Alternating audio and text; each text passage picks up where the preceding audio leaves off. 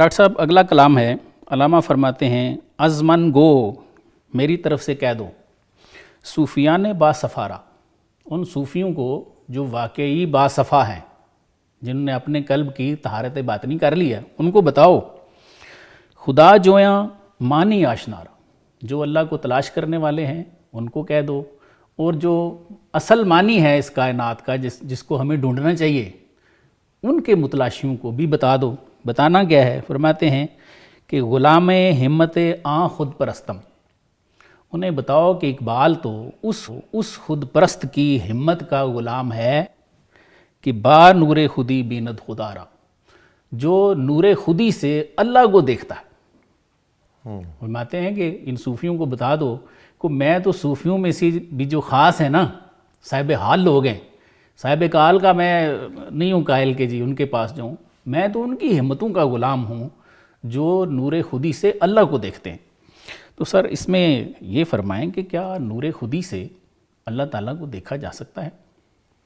سر بہت ہی زبردست سوال ہے سر، اور اتنا ہی پیچیدہ بھی، لیکن میں کوشش کروں گا کہ آسان لفظوں میں۔ سر یہ اسرار خودی جو کتاب ہے نا، اس کا دیباچہ اقبال نے لکھا تھا سر پہلے ایڈیشن میں۔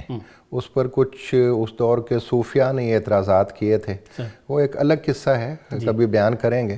لیکن اس دیباچے میں علامہ اقبال نے خودی کو روشن نقطہ کہا ہے۔ ٹھیک ہے، ہاں میں وہ بتاتا ہوں نا۔ آپ فرماتے ہیں نقطۂ نورے کے نام وہ خودی است، وہ نور کا نقطہ ہے جس کا نام خودی ہے، خودی زیر خاک ما شرار زندگی است، تو ہماری خاک کے نیچے زندگی کا شرر جو ہے وہ وہی خودی ہے، وہی نفخے کی بات ہے، وَنَفَخْتُ فِيهِ مِن روحی، روشن نقطہ خودی کو کہا گیا۔ ٹھیک ہے، اور خودی جو ہے وہ ذات ہے، ٹھیک ہے، سیلف ہے۔ ٹھیک ہے، تو یہ علامہ سے پہلے بھی دیگر صوفیاء بھی یہ بات کہتے آئے، ہمارے بہت سے شعراء نے بھی، کیونکہ یہ حافظ صاحب کا کلام ہے نا، تو خود حجاب خودی حافظ از میاں برخیز۔ جی، اردو شاعری میں بھی تصوف جو ہے وہ ساتھ ساتھ ہی، اردو شاعری کی پیدائش کے ساتھ ساتھ ہی تصوف چل رہا ہے۔ ٹھیک ہے، میر تقی میر، میر درد، ان کے ہاں چشم ہو تو آئینہ خانہ ہے دہر، منہ نظر آتے ہیں دیواروں کے بیچ۔ واہ، تو یہ جو چشم ہے نا، یہ عام بندے کی چشم نہیں ہے۔ علامہ اقبال بھی بڑے صوفیاء سے مخاطب ہیں یہاں پہ، ٹھیک ہے، اور وہ کہہ رہے ہیں کہ یہ جو روشنی ہے، یہ جو نور ہے، اس کے ذریعے تو اللہ کو دیکھ سکتا ہے۔ تو سارا وہی خودی کا فلسفہ ہے، اور خودی کو علامہ نے پہلے کہہ دیا روشن نقطہ۔ ٹھیک ہے، یہ روشنی جب خودی کی حاصل ہو جائے گی، جو انسان کے اندر ہوتی ہے، اندر سے پھوٹتی ہے، اور تیسری آنکھ کھل جاتی ہے۔ بالکل ٹھیک ہے، دل بیدار پیدا کر ہاں کہ دل خابیدہ ہے جب تک، نہ تیری ضرب ہے کاری، نہ میری ضرب ہے کاری۔ تو یہ دل بیدار، ٹھیک ہے، قرآن پاک کی سورہ بقرہ کے اندر آپ نے دیکھا نا کہ حضور صلی اللہ علیہ وسلم سے فرمایا کہ انہوں نے بات نہیں ماننی کیونکہ ہم نے ان کے دلوں پر مہر لگا دی۔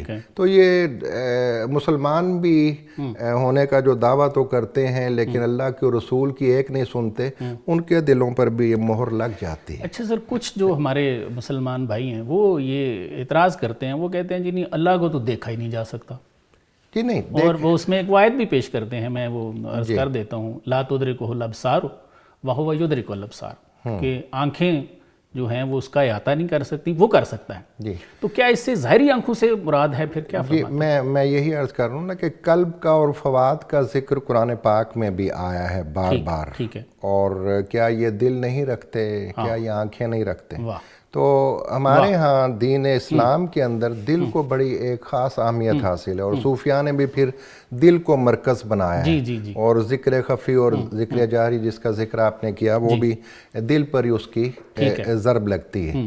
تو اس کا یہ مطلب نہیں ہے کہ فیس ٹو فیس جیسے میں آپ کو دیکھ رہا ہوں، آپ مجھے دیکھ رہے ہیں۔ صحیح، علامہ اقبال نے بھی اس کے لیے نیابت الہی کا ذکر جو ہے وہ کیا، اور نیابت الہی کا لفظ استعمال کیا کہ قربت الہی، اللہ کا قرب نصیب ہو جاتا ہے۔ اور یہ نور، جس روشن نقطہ جو بتا رہے ہیں، یہ نور اللہ کا عطا کیا ہوا ہے، اللہ کا یہ نور ہے، اس نور کو جب ہم اس کے ذکر کے ذریعے حاصل کر لیتے ہیں تو پھر علامہ فرماتے ہیں ہاتھ ہے اللہ کا، بندہ مومن کا ہاتھ، غالب و کار آفری، کار کشا، کار ساز. تو یہ اللہ کو دیکھنا ہے. جب آپ کا ہاتھ اللہ کا ہاتھ بن گیا تو دیکھنے کے لیے تو پھر سامنے ہونا چاہیے.